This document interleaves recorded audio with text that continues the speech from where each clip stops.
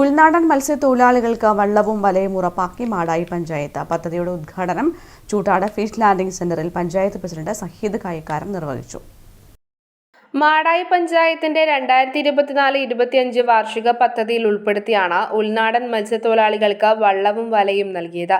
75% സബ്സിഡിയോടെയാണ് ഇവ നൽകിയത്.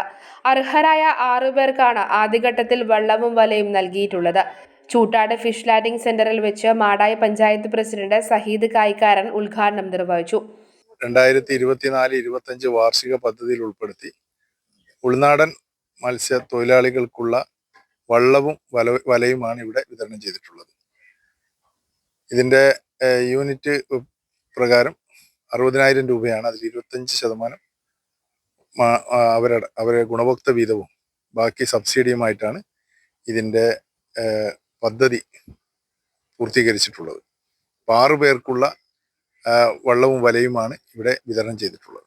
Panchayat vice president PV Dhanalakshmi അധ്യക്ഷത വഹിച്ചു.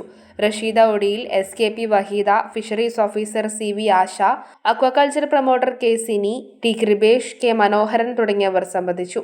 News bureau, Pazhayangadi.